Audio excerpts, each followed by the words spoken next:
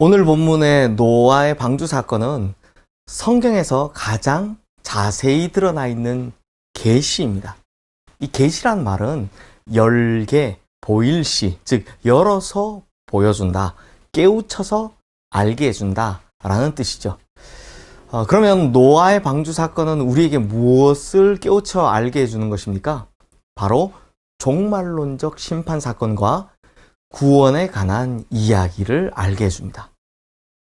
성경 안에서 종말과 구원에 대해 가장 잘 보여주는 완벽한 그림자 같은 사건이 바로 오늘 본문의 이야기인 것입니다.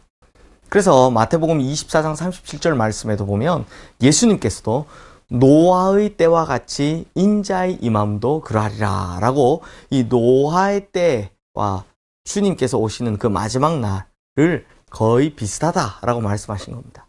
그러므로 성도님들, 방주 있잖아요. 이 방주가 바로 구원의 모형입니다. 그렇다면 이제 이 방주가 어떤 면에서 구원 사건의 모형인지를 한번 살펴보도록 하겠습니다. 먼저 방주는 전적인 하나님의 계획이셨습니다. 성도님들, 노아 방주에 대한 아이디어, 방주에 대한 설계, 방주 그 자체에 대한 생각, 이거 전부 누구 것이었습니까? 노아의 생각이 아니라 하나님의 아이디어였습니다.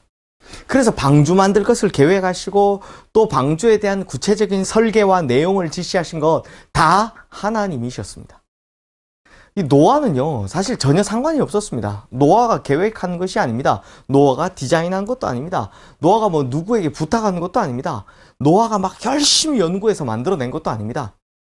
고페르 나무에 역청을 칠하고 길이 300규빗, 너비 50규빗, 높이 30규빗, 이 모든 설계는요, 전적으로 하나님의 계획이자 하나님의 아이디어였습니다. 그러므로 성도님들, 구원은요, 절대 사람의 계획과 아이디어에서 나오는 것이 아닙니다. 구원은 사람이 만들어가는 것이 아니라는 것입니다. 구원은 사람의 이데올로기가 만든 것도 아니고 뭐 사람의 철학이 만든 것도 아닙니다. 우리를 구원하신 그 구원은 전적인 하나님, 그분의 계획이신 것입니다. 그러면 언제부터 하나님께서 이 구원을 계획하셨을까요? 에베소서 1장 4절 말씀에 의하면 창세전입니다.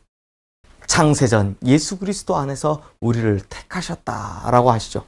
에베소서 1장 4절 5절 말씀을 읽어드리겠습니다. 곧 창세전에 그리스도 안에서 우리를 택하사 우리로 사랑 안에서 그 앞에 거룩하고 흠이 없게 하시려고 그 기쁘신 뜻대로 우리를 예정하사 예수 그리스도로 말미암아 자기의 아들들이 되게 하셨으니. 그러므로 하나님께서는 창세전에 우리를 위하여 예수 그리스도를 예비하고 계셨고 예수 그리스도를 이 땅에 보내실 준비를 이미 창세전부터 하고 계셨던 것입니다. 사랑하는 성도님들, 그러므로 구원은 하나님의 계획이고 하나님의 계시입니다. 그것은 마치 노아의 방주가 하나님의 아이디어요, 하나님의 계획이요, 하나님의 계시였던 것과 동일한 것이죠. 그래서 오늘 본문의 방주는 바로 구원의 계시인 것입니다. 마찬가지로 저와 우리 성도님들을 구원하시고자 하시는 하나님의 계획, 하나님의 계시는 우리의 구원의 방주 되신 예수 그리스도를 통하여 온전하게 이루어질 줄로 믿습니다.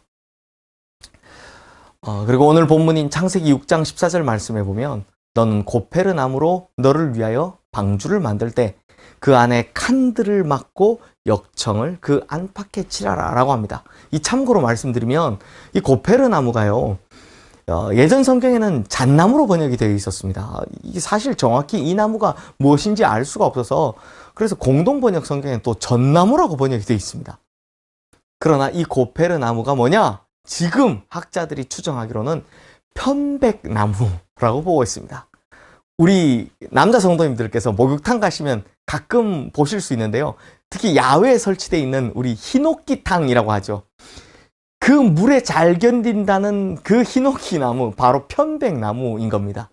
그러니까 다음에 코로나 끝나시고요, 히노키탕 가셔서 탁 앉아 계시면 아, 내가 노아의 방주에 있구나, 앉았구나, 뭐 이런 생각 하시면 됩니다. 그리고 이 편백나무 안팎에는 또 역청을 칠하라 라고 합니다. 역청의 기능이 뭘까요? 바로 방수입니다. 물을 막는 거죠. 그러니까 물에 강한 고페르 나무에다 방수 역할을 잘하는 역청을 칠함으로써 방주가 튼튼하고 견고하게 되는 것입니다. 그래서 방주가 안전한 것입니다. 뿐만 아니라 이 방주 안에 칸들을 막으라고 하셨습니다. 이 방주 안에, 큰 배 안에 칸을 막는 건요, 지금의 배를 건조하는 기술에도 쓰이는 것인데, 이게 왜 그러냐면 혹시라도 물이 새기 시작하면 그 칸을 탁탁 막아서 이 배를 안전하게 하는 기술입니다. 그렇다면 성도님들, 여기서 우리가 얻을 수 있는 계시, 즉 메시지가 뭡니까? 바로 구원받은 사람, 즉 예수 그리스도 안에 있는 사람은 안전하다라는 것입니다.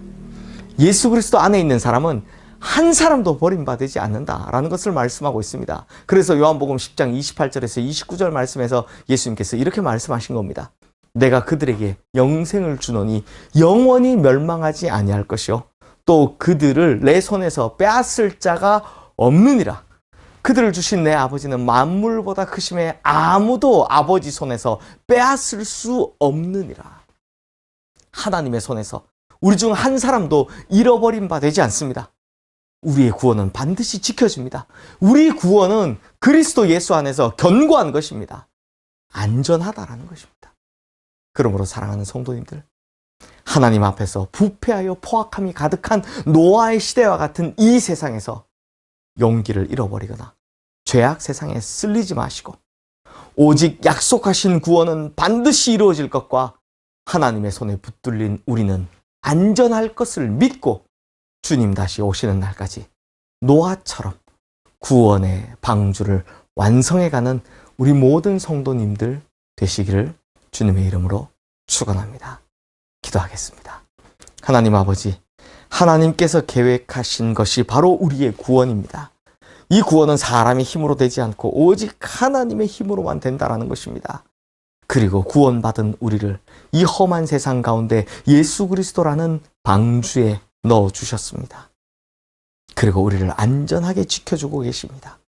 주님, 우리가 이 험한 세상, 정말 풍파가 부는 세상을 지금 살아가고 있지만 주님 안에 있는 우리는 안전하다는 것 믿게 해주시고 주님 손 붙들고 그 구원이 완성되는 그날까지 주님과 더불어 함께 살아가는 우리 모든 성도님들 되게 하여 주시옵소서. 특별히 우리 주님께서 우리 성도님들의 안전을 잘 지켜 주시옵소서.